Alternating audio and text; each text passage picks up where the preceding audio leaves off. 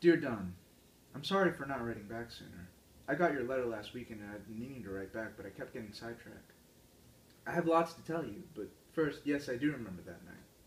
You were a little drunk since you'd been taking sips from your flask, even though I kept warning you you'd wind up drunk. You just waved me off and said you trusted me to carry you home. And that stupid song we were singing, something off the radio from 10 years ago or something, and I kept panicking because I thought the park rangers would pop up and take us down. I'd love to do that again and hold your hand next time, but for some reason I feel like we'd both wind up getting lost worse than ever before. But I'm willing to take the risk if you are. I've given up on Anna, by the way, since that's not likely to happen.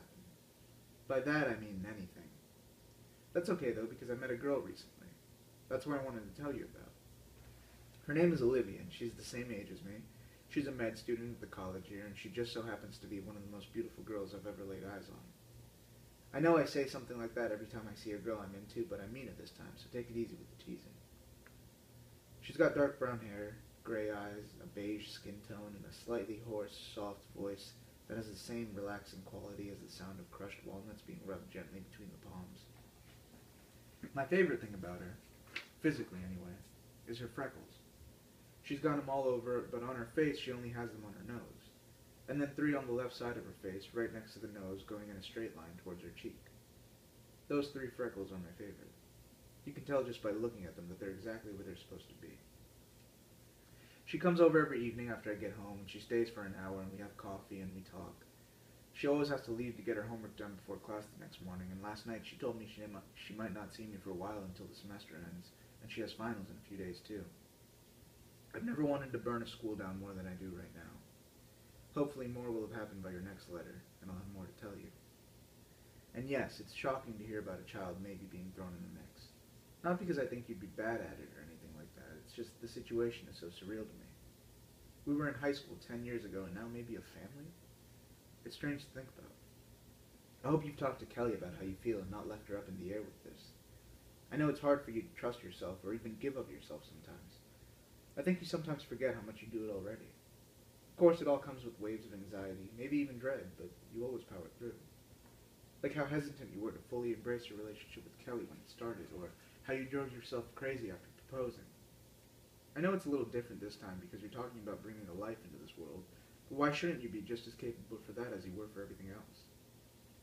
That Rimbaud line reminds me of something I heard a man in a bar say a couple years back. You are what you is. He might have been drunk and meant something else, or not exactly known what he was saying, but I took something from that and I've carried it with me ever since. I think it means that you are what you are. Not in a choiceless type of way, but in a fully encompassing type of way. Meaning all of the ups and downs and whole parts and voids, all of that is what you are. They are what you is.